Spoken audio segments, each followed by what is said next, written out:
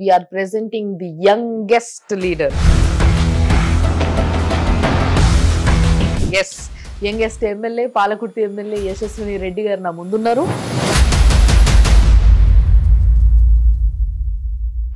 6 సార్లు వరుసగా గెలిచిన వ్యక్తి. సో అట్లాంటి వ్యక్తిని ఓడగొట్టి మరి మిమ్మల్ని గెలిపించిండ్రు అని అంటే ఏది బాగా పనిచేసిందంటారు ఈసారి ఎలక్షన్స్ లో మీకు?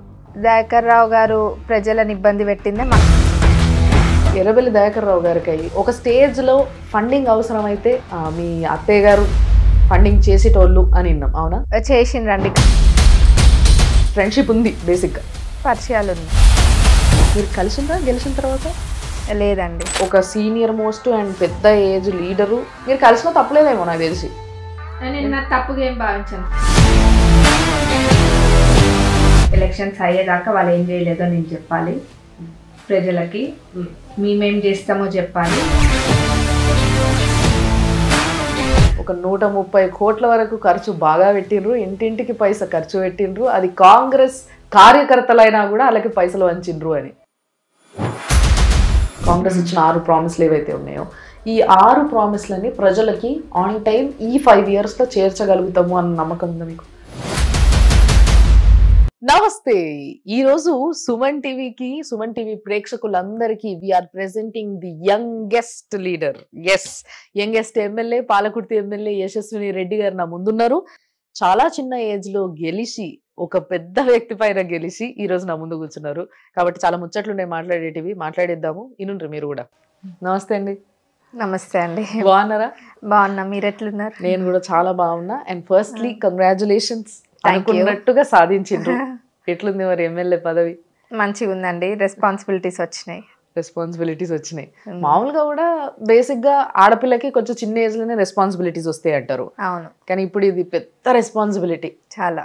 అది కూడా యాక్చువల్ గా మీ అత్తయ్య గారికి పడాల్సింది మీకు వచ్చి పడ్డది. ఇది ఎట్లా అనిపిస్తుంది? మంచిగానే ఉందండి. అంటే మెయిన్ గా ఇంతమంది ప్రజలకి సేవ చేసే అదృష్టం వచ్చిందని అనుకుంటున్నా. అవునా? అండ్ ఇంకొకటి, పెద్ద వ్యక్తి పైన, ఆల్రెడీ చాలా సీనియర్ పైన 6 సార్లు ఎమ్మెల్యే, ఎంపీ, మినిస్టర్ మళ్ళీ మీదకి వెళ్ళి, సో అలాంటి వ్యక్తి పైన గెలవడం అనేది ఎట్లా అనిపించింది? అది నాకే అంతేం అనిపించలేదండి. అంటే నేను ఎంతసేపు ఒక్క యాంగిల్లోనే చూసిన, ఎవరి మీద గెలుస్తున్నా, దేనికి గెలుస్తున్నా అన్న దానికన్నా గెలవాలి ప్రజల కోసము అన్న దృష్టిలోనే చూసిన నేను. అంటే ప్రజల కోసం గెలవాలని మీరు అనుకున్నారు, ఓకే ఫైన్. ఏ ఎమ్మెల్యే అయినా, ఏ నాయకుడైనా ప్రజల కోసం గెలవాలి, నేను ఏదో చేయాలి అనే ఉద్దేశంతోనే గెలుస్తారు, గెలవాలని నిలబడతారు బేసిక్ గా. సో ఇప్పుడు ఎదురుంగ వ్యక్తి కూడా 6 సార్లు వరుసగా గెలిచిన వ్యక్తి. అంటే ప్రజల ప్రేమ ఎంతో, అభిమానము, ప్రేమ ఎంతో ఉంటేనే అంత ఓట్లేసి ఆయన గెలిపించుకొని ఉంటారు, రైట్? సో అట్లాంటి వ్యక్తిని ఓడగొట్టి మరి మిమ్మల్ని గెలిపించిండ్రు అని అంటే ఏది బాగా పనిచేసిందంటారు ఈసారి ఎలక్షన్స్ లో మీకు? ఎలక్షన్స్ లో నేను దయాకర్ రావు గారు ప్రజలను ఇబ్బంది పెట్టిందే మాకు కలిసి వచ్చింది. ఇంకా మా అత్తమ్మ వాళ్ళు చేసిన మంచి. అంతే అంటారు? కానీ మాకు వినిపించడం మాత్రం వేరేలాగా అనిపిస్తుంది మేడం. ఎట్లా? ఒక 130 కోట్ల వరకు ఖర్చు బాగా పెట్టిండ్రు, ఇంటింటికి పైసా ఖర్చు పెట్టిండ్రు, అది కాంగ్రెస్ కార్యకర్తలైనా కూడా వాళ్ళకి పైసలు వంచిండ్రు అని. చెప్పేటోళ్ళు ఏదైనా చెప్తారా అండి? ఇంకా చెప్పుకొనియండి. అంతేనా? అంతే. మీరేం పైసలు ఎట్లా అయితే లేదు. కానీ పోనీ ఇది అబద్ధం అనేసి మీరు అంటున్నారు కాబట్టి సరే, కొంచెం పక్క పెడదాం, అబద్ధమా నిజమా అనేది కొంచెం వదిలేద్దాం. బట్ ఏదైతే ఎర్రబెల్లి దయాకర్ రావు గారికి ఆయనకు కూడా ఒక స్టేజ్ లో ఫండింగ్ అవసరమైతే మీ నుంచి వెళ్ళేదట కదా, అంటే మీ అత్తయ్య గారు ఫండింగ్ చేసేటోళ్ళు అని విన్నాం, అవునా? చేసిండ్రండి, గతంలో చేసిండ్రు, 1-2 సార్లు చేసిండ్రు. ఓకే. సో అంటే ఫ్రెండ్షిప్ ఉంది బేసిక్ గా. ఫ్రెండ్షిప్ అంటే అది ఇప్పుడు ఎట్లా, ఇప్పుడు లోకల్, ఇప్పుడు అక్కడ పనులు చేస్తారు, చేసినప్పుడు ప్రోటోకాల్ ప్రకారం అక్కడ లోకల్ ఎమ్మెల్యే అయినా, సర్పంచ్ అయినా, ఎవరైతే ఉంటారో వాళ్ళని పిలుస్తారు, అట్లా ఉంది. అంతేగాని ఫ్రెండ్షిప్ అనేది మరీ ఎక్కువ లేదు. పరిచయాలు ఉన్నాయి. మీరు కలిసిండ్రా గెలిచిన తర్వాత? లేదండి. లేదా? లేదు, కలవాలని కూడా అనుకోలే. పాపం ఆయన బాగా ఫీల్ అయి ఉంటారే. అంటే బేసిక్ గా చాలా చిన్న ఏజ్, ఇప్పుడు అసెంబ్లీలో ఉన్న వాళ్ళలో మీరు చాలా చిన్న ఏజ్ ఎమ్మెల్యే, రైట్? సో అలాంటి ఒక సీనియర్ మోస్ట్ అండ్ పెద్ద ఏజ్ లీడరు, చాలా experienced leader, well known leader, అలాంటి లీడర్ ఓడిపోయినప్పుడు మీరు చిన్న ఏజ్ వాళ్ళు కాబట్టి మీరు కలిసిన తప్పలేదేమో నాకు తెలిసి. నేను నా తప్పుగా ఏం భావించాను, కలవడం తప్పుగా ఏం భావించాను. నేను గెలిచిన రోజు కూడా చెప్పిన, నన్ను అడిగినరు మీరు దయాకర్ రావు గారికి ఏం చెప్తారంటే నేను ఒక్కటే అన్న, నేనేం చెప్పానండి, ఎలక్షన్స్ అయ్యేదాకా వాళ్ళు ఏం చేయలేదో నేను చెప్పాలి ప్రజలకి, మేమేం చేస్తామో చెప్పాలి, వాళ్ళు చేయంది చెప్పాలి. ఇప్పుడు నాకన్నా వయసులో పెద్దవాళ్ళు, నేను ఏం చెప్తా నేనేం చెప్పానని చెప్పి. ఓకే. సో మరి ఇప్పుడు మీ సర్వీసెస్ స్టార్ట్ చేశారు ఆల్రెడీ పాలకుర్తిలో, రైట్? ఫస్ట్ మేము అది చూసినాం, మొన్న మీ శంకుస్థాపన కూడా జరిగింది. ఏదైతే ల్యాండ్ ఒక 80 ఎకరాల ల్యాండ్ ని, మీ ల్యాండ్ అంటే కదా అది పర్సనల్ ల్యాండ్, మీ ఫ్యామిలీ ల్యాండ్ ని మీరు ట్రస్ట్కి ఇచ్చిండ్రు అని, అవునా? అవునండి. సో ఆ ల్యాండ్ లో శంకుస్థాపన జరిగినప్పుడు రేవంత్ రెడ్డి గారిని పిలవలేదా మీరు? పిలిచినామండి. అంటే మా ప్రభుత్వం ఏర్పడ్డది మొన్ననే కదా, ఒక నెల రోజులే అవుతుంది, మస్తు పనులు ఉంటాయి కదా, ప్రారంభోత్సవానికి తప్పకుండా వస్తారు. ఓకే. సో మరి ఆ ల్యాండ్ పక్కనే ఎర్రబెల్లి గారి ల్యాండ్ ఉందా? ఉంది.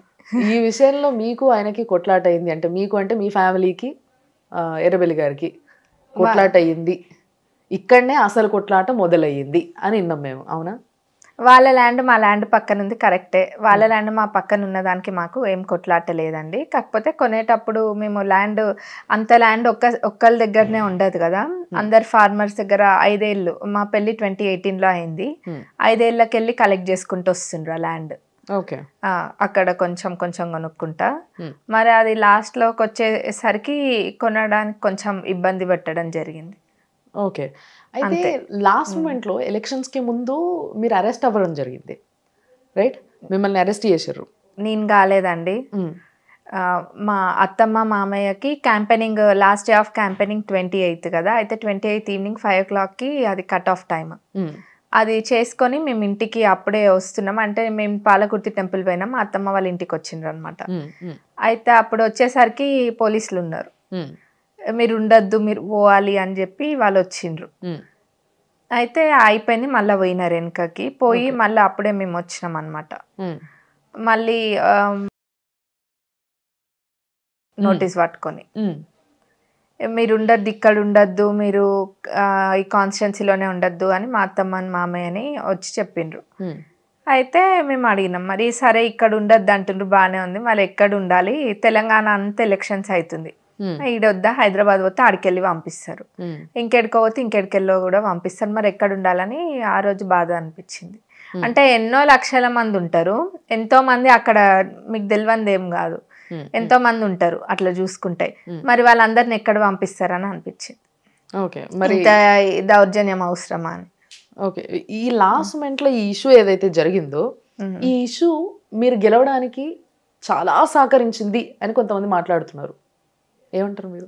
అంటే సింపతి అనేది లాస్ట్ మూమెంట్ లో, ఎలక్షన్స్ అంటే మీకు తెలియదు ఏం లేదు, ఇప్పుడు ఇంకా మీరు తక్కువ ఏజ్ లో చాలా చూసి వచ్చిర్రు.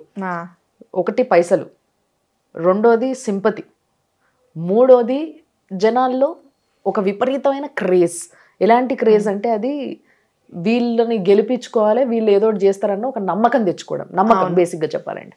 సో ఈ 3 ఎలక్షన్స్ టైంకి దగ్గర పడ్డప్పుడు చాలా ఇంపార్టెంట్. ఈ 3 ఏ కార్డు మీకు బాగా పనికొచ్చింది, ఏ కార్డు మీరు బాగా ప్లే చేయగలిగినారని మీరు అనుకుంటున్నారు? ఏ కార్డు ప్లే చేయాలని అనుకోలేదండి, కానీ బాగా పనిచేసింది ఏదంటే, ముందు నుంచి సేవ చేయడం వల్ల ప్రజలకి వీళ్ళు ఏదో దోసుకోనికైతే రాలేదు, మాకు సేవ చేయడానికి వచ్చిండ్రు, ఏదో చేస్తారు మాకన్నదైతే ఎక్కడ చూసినా అది బాగా కనిపించింది. ఇంకా మమ్మల్ని ఇబ్బంది పెట్టిండ్రు కదా, ఆ ఇబ్బంది పెట్టింది వాళ్ళందరూ చూసిండ్రు, ఆడబిడ్డల్ని వేసి ఇబ్బంది పెడుతుండ్రు అన్నది కూడా వాళ్ళు బాగా అనుకున్నారు. సో ఇబ్బంది పెట్టింది ఎవరంటారు మరి? నేను చెప్పడం ఎందుకు, అందరికి తెలిసిందే కదా. లేదండి, తెలియదు, కన్ఫ్యూజన్ అది, మీరు చెప్పాలి, మీరు చెప్తే ఇంకొంచెం క్లారిటీ తెలిసిపోతుంది. లాస్ట్ రోజు మటుకు దయాకర్ రావు గారే పంపించిండ్రండి. అవునా? సో ఆయన పంపించి ఇబ్బంది పెట్టిండ్రంటారా? ఇబ్బంది పెట్టిండ్రా లేదా అన్నది అందరు చూసిండ్రు, అది దేవుడికి వదిలేద్దాం. అంటే అది సింపతి కిందికి వచ్చి వీళ్ళకి ప్లస్ అవుతుంది అని ఆలోచించేంత ఆలోచన ఇది లేదంటారా ఆయనకి? ఏమంటే ఇప్పుడు అంటే ఇప్పుడు నేను ఒక్కదాన్ని ఉన్నా, వాళ్ళిద్దరు మా అత్తమ్మ మామయ్య వెళ్ళిపోతే లాస్ట్ డే ఆఫ్ క్యాంపెయినింగ్, సరే చూద్దాము ధైర్యం సన్నగిలుతుంది అనుకున్నారో మరి ఏమనుకున్నారో అది వాళ్ళకే తెలియాలి. కాకపోతే అది బ్యాక్ ఫైర్ అయింది. ఓకే. కానీ ఎక్కడైనా మీరు నిజంగా మీరు అన్నట్టుగా మీకు ధైర్యం తగ్గిందా ఎక్కడైనా వెనక కేషన్ రాడు? నాకు ఎక్కడ తగ్గలేదండి నిజంగా చెప్పాలంటే. నేను వచ్చినప్పుడు ఇంత ఇదిగా లేను. వాళ్ళు ఎక్కడెక్కడ నెగిటివ్ చేసుకుంటూ వచ్చిండ్రో అక్కడక్కడ ఇంకా ముందుకే వెళ్ళినా కానీ ధైర్యం ఎక్కడ తగ్గలేదు, ధైర్యం పెరుగుకుంటూ పోయింది.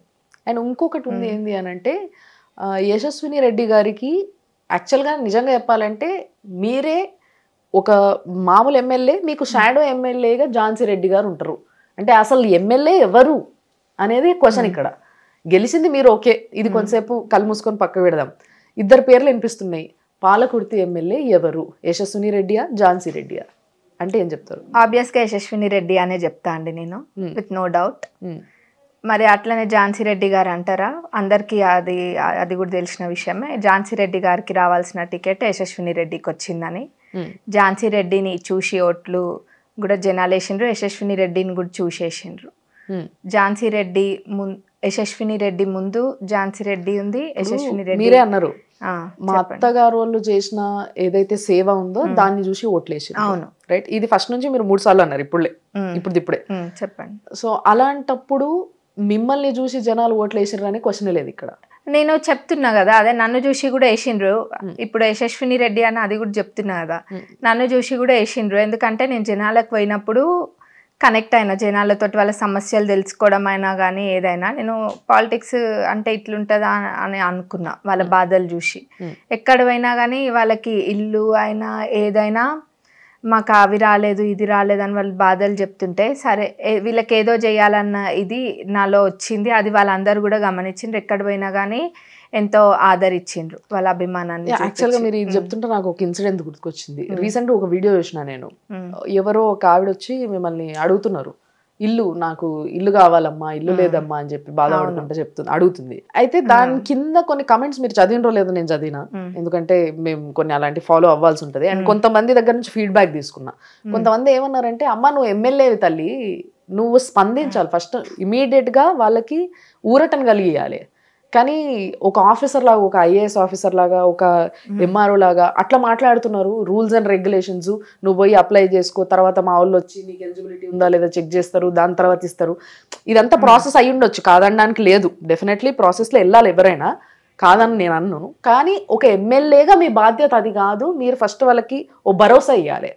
భరోసా ఇచ్చి, అమ్మ నేను చూస్తామ్మా, నేను మాట్లాడితే నేను గుర్తుపెట్టుకుంటా నిన్ను, నా మనిషిని పంపిస్తా అండం వేరు.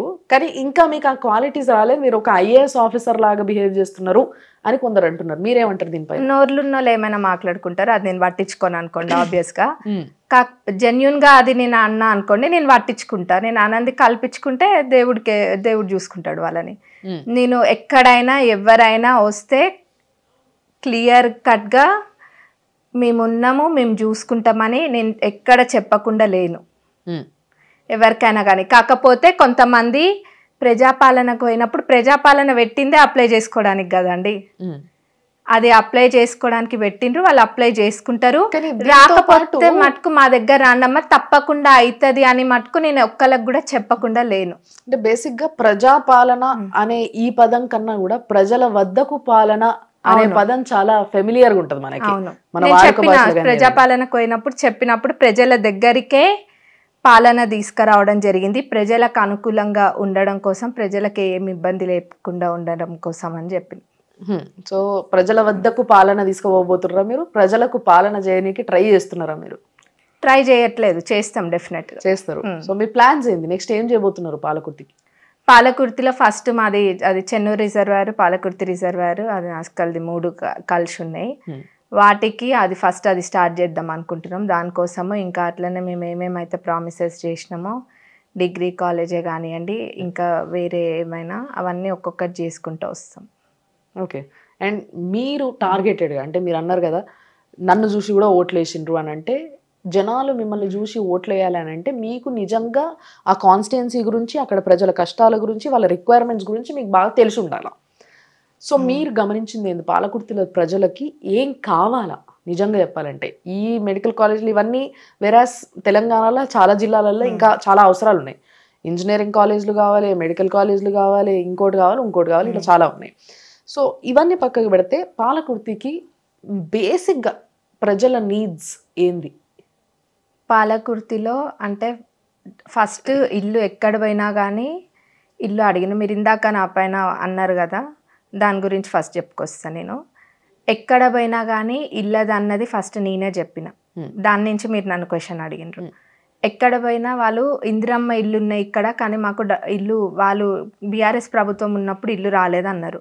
వచ్చిన ఒకటో రెండో ఇల్లు వచ్చినా కానీ అది వాళ్ళ పార్టీ వాళ్ళకి వాళ్ళ తొత్తులకి ఇచ్చిండ్రని చెప్పి బాధపడ్డారు చాలామంది. ఇంకొంతమంది కాంగ్రెస్ వాళ్ళమని చెప్పి మా ఇంటి ముందు రోడ్లు పోయలేదు, మమ్మల్ని చూడని కూడా మాకేమి ఇల్లు కానీ ఏవి కానీ ఇవ్వలేదు, కొంతమంది పెన్షన్ ఇవ్వలేదు అన్నారు కాంగ్రెస్ వాళ్ళని చెప్పి. ఇట్లా చాలా ఇవన్నీ చిన్న చిన్న సమస్యలు. ఇవి ఇల్లది మటుకు బాగా సమస్య, అదొకటి వినిపించింది చాలా మంది దగ్గర. పెన్షన్లు కొన్ని చోట్ల పెన్షన్లు వినిపించింది. మళ్ళీ రోడ్లు కొన్ని చోట్ల, అన్ని చోట్ల అంటలేను, కొన్ని చోట్ల రోడ్లు. మరి అదే విధంగా అక్కడ లోకల్గా ఊర్లలో కొన్ని చోట్ల చెరువులు నిండి నీళ్ళు ఇళ్ళకు పోవడము, అవి సమస్యలు. కొన్ని చోట్ల పంటలకి నీళ్లు రాక పంటలు ఎండిపోవడము. ఇవి కాకుండా నిరుద్యోగం అనేది అది స్టేట్ వైడ్ ఉందనుకోండి సమస్య. మా కాన్స్టిట్యున్సీలో కూడా చాలామంది, నేను పదే పదే చెప్పుకుంటూ వస్తున్నా, 2-3 సందర్భాలలో ఇంకా ఎక్కువనే చాలామంది పెద్దవాళ్ళు, పెద్ద వయసు వాళ్ళు వచ్చి, పెద్దమ్మ వయసు ఉన్న వాళ్ళు అట్లాంటి వాళ్ళు వచ్చి మా పిల్లలకి ఉద్యోగాలు కావాలి అని బాధపడ్డారు చాలామంది. సో వాళ్ళందరికీ ఉద్యోగాలు ఏపీయబోతున్నారు మీరు? ఉద్యోగాలు ఏపీఎనికే ట్రై చేస్తా అంటున్నా కదా. డెఫినెట్లీ. ఓకే. సో మరి నిజంగా చెప్పాలంటే కాంగ్రెస్ గెలిచిన తర్వాత ఫస్ట్ సీట్ మీది, రైట్? అంటే ఫస్ట్ గెలిచిన సీట్ ఏంది అని అంటే పాలకుర్తి అని కళ్ళు మూసుకొని చెప్పేయచ్చు. సో ఆ విధమైన గెలుపుని మీరు గెలుచుకోవడమే కాకుండా 47 చేంజ్ మెజారిటీతో గెలిచినారు, అంతే కదా? సో ఇంత మెజారిటీతోని ఒక వ్యక్తి పైన గెలిచినప్పుడు మీ బాధ్యతలని మీరు చేయగలిగే ఏదైతే కెపాసిటీస్ ఉన్నాయో ఆ కెపాసిటీని మీరు సంపాదించుకున్న నమ్మకం మీకుందా? ఉందండి, 100% ఉంది నాకు ఆ నమ్మకము. ఇంకా మా ప్రజలకు ఏం కావాలన్నది కూడా నాకు తెలుసు. మెయిన్గా ఈ రిజర్వాయర్ల పనులు పూర్తి చేసుకుంటే దీని ద్వారా ఎన్నో లక్షల ఎకరాలకి నీళ్ళు వస్తాయి. ఓకే. అట్లా ఇంకా చాలా ఉన్నాయి, అవన్నీ కూడా వాళ్ళకి ఏం అవసరం ఉందో తెలుసు. ఇంకా ఇప్పుడు కూడా మేము ప్రజలకు ఎప్పుడు అందుబాటులోనే ఉంటున్నాం, వచ్చి కలవడము, ప్రజలు వాళ్ళ సమస్యలు చెప్పడము. అండ్ ఇంకొకటి ఏంటంటే మేడం, నేను విన్నది ఈసారి అంటే ప్రతిసారి కూడా చాలా మందికి ఎమ్మెల్యే అవ్వాలన్న ఒక ఇది కుతూహలం ఇప్పటి నుంచో ఉంటది. అంటే మేబీ వాళ్ళకి సర్వీస్ చెయ్యాలనే ఉంటది. నేను అట్లా ఏదో ఉత్తి ఎమ్మెల్యే అయి కూర్చోవాలనేది కాదు నా ఉద్దేశం. నాకు కూడా అట్లనే ఉండే.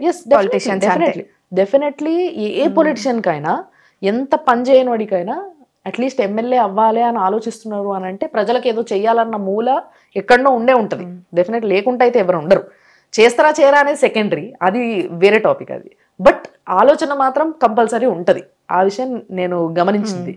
సో నేను విన్నది ఏంది అని అంటే, యాక్చువల్గా మీకు అంటే మీ అత్తయ్య గారికి కావచ్చు నాకు తెలిసి, సో సారు మన ఎర్రబెల్లి గారు, నేను ఇక్కడ నుంచి పోటీ చేయను, ఇక్కడ నుంచి ఝాన్సీ గారికి ఇచ్చేయండి పాలకుర్తి నుంచి, నేను జనగాం నుంచి పోటీ చేస్తాను ఒక రిక్వెస్ట్ పెట్టుకున్నారంట. తెలుసా మీకు ఇది? కేసీఆర్ అన్నారు, కానీ నాకు క్లియర్ గా తెలియదు, బట్ అన్నారు. మీ దాకా రాలే అసలు? ఝాన్సీ గారికి కూడా తెలియదు అసలు? తెలిసి ఉండొచ్చు అండి, నేను అది అత్తయ్యనే అడగండి అని అంటారా? సో డెఫినెట్లీ నాకు అంటే వినిపించింది, ఆ మాట అయితే వినిపించింది. ఒకవేళ అది జరుగుంటే, ఒకవేళ దానికి కేసీఆర్ గారు ఒప్పుకొని ఉండుంటే ఈ రోజు మీరు బీఆర్ఎస్ పార్టీలో ఉంటుండే, అంతేనా? నేను బీఆర్ఎస్ పార్టీలో ఎందుకుంటా అండి, కాంగ్రెస్లోనే ఉంటాను. నేను చిన్నప్పటి నుంచి అయినా మా ఇంట్లో మా డాడీ వాళ్ళ సైడే కానివ్వండి, ఇక్కడ అత్తమ్మ వాళ్ళకు కూడా అక్కడ కాంగ్రెస్ అంట. ఓకే. మా ఇంట్లో మటుకు కాంగ్రెస్ తప్ప ఏది వినిపించలేదు ఇక్కడ. అంతే. ఎందుకు ఇష్టం మీకు కాంగ్రెస్ అంటే? Why do you choose Congress? మా పేరెంట్స్ ఎందుకు చూస్ చేసుకున్నారో, మా గ్రాండ్ ఫాదర్స్ వాళ్ళంతా ఎందుకు చూస్ చేసుకున్నారో నాకు తెలియదు. కానీ నేనైతే రాజశేఖర్ రెడ్డి గారి పీరియడ్ అప్పుడు నేను కాంగ్రెస్ ఇన్స్పైర్ అయ్యాను మీరు. అవును. రాహుల్ గాంధీ గారితో మీకు మంచి రిలేషన్స్ ఉన్నాయి మీ ఫ్యామిలీ వాళ్ళతో అనేసి విన్నాం, అవునా? నాకంటే మొన్న యుఎస్కి వచ్చిండ్రు కదా రాహుల్ గాంధీ గారు, మా అత్తమ్మ కలిసిండ్రు. సో అక్కడ జస్ట్ రిలేషన్ అంటే జస్ట్ ఒక కలిసిండ్రు, ఒకసారి తెలుసు అంతే. సో మరి ఈ రిలేషన్ ఈ కాంగ్రెస్ లా ఇప్పుడు మొన్నటి వరకు కూడా ఇప్పటికీ కూడా కొంత అంటే ఎవరికి ఎటు ఏది ఇవ్వాలి ఏమి ఇవ్వద్దు అనే కన్ఫ్యూజన్ నడుస్తూనే ఉంది, రైట్? ఈ కన్ఫ్యూజన్ లో ఉన్న కాంగ్రెస్ పార్టీ ఈ సమయంలో కరెక్ట్ అనుకుంటున్నారు అంటే ఇప్పుడు చూసారు కదా, గెలిచిన తర్వాత కొన్ని రోజుల నుంచి చూస్తున్నారు. సో దీంతో కాంగ్రెస్ పార్టీ తెలంగాణని ముందుకు తీసుకుపోగలుగుతుందా, పేరు సంపాదించగలుగుతుందా, బీఆర్ఎస్ని గుర్తు చేయకుండా ఉండగలుగుతుందా? డెఫినెట్గా చేస్తుందండి, అందులో డౌటే లేదు. కాంగ్రెస్ పార్టీ ఇప్పటికే ప్రభుత్వం ఏర్పడ్డ 2 రోజుల్లోనే కొన్ని అమలు పరవడం జరిగింది. మళ్ళీ ఇంకా చూసుకుంటే ఈ ప్రజాపాలన కూడా పెట్టిండ్రు. దాని ముఖ్య ఉద్దేశం ఏంటంటే మిగతా గ్యారంటీలు కూడా అన్ని ప్రజలకి అందాలి అన్నది మా ముఖ్య ఆలోచన, మా అధిష్టానంది, ఓకే, మా ప్రభుత్వంది. ఓకే. అండ్ మీరు ఏవైతే 6 ప్రామిస్లు ఇచ్చారో, కాంగ్రెస్ ఇచ్చిన 6 ప్రామిస్లు ఏవైతే ఉన్నాయో, ఈ 6 ప్రామిస్లని ప్రజలకి ఆన్ టైం ఈ 5 ఇయర్స్లో చేర్చగలుగుతాము అన్న నమ్మకం ఉందా మీకు? అసలు అందులో డౌటే లేదు. ఈ క్వశ్చన్ ఎందుకు అడుగుతున్నా అంటే, నేను టైం విల్ పాస్, డెఫినెట్లీ అందరికి టైం వస్తుంది. సో ఒక 5 సంవత్సరాల తర్వాత నేను అడిగినప్పుడు ఇది రిఫరెన్స్ ఉంటుందని అడుగుతున్నాను. అడగండి, రికార్డ్ చేసుకోండి మళ్ళీ. డెఫినెట్లీ అంటే అది నా డ్యూటీ మేడం. మీరు అది ఎట్లా అనుకున్నా కూడా that's my duty as a journalist. So నేను అడగాలనుకున్నది ఏంటంటే, ఈ 5 సంవత్సరాలలో మీరు ఇస్తున్న ఈ 6 ప్రామిస్లు పూర్తి చేస్తా 100% అని మాటిస్తారా ప్రజలకి? ఇస్తామండి, తప్పకుండా ఇస్తాం. మీ నోటితో మీరే చెప్పుర్రి. ప్రజలకు తప్పకుండా మాటిస్తామండి. నేను ముందుకెళ్ళి కూడా చెప్తున్నా, కొంచెం ముందో వెనకనో కావచ్చు కానీ ఆ 6 గ్యారెంటీలు మటుకు తప్పకుండా ప్రతి ఒక్కరికి, అర్హులైన వాళ్ళకి, నిజంగా అర్హులైన వాళ్ళకి తప్పకుండా అందుతాయి. Very nice madam, thank you.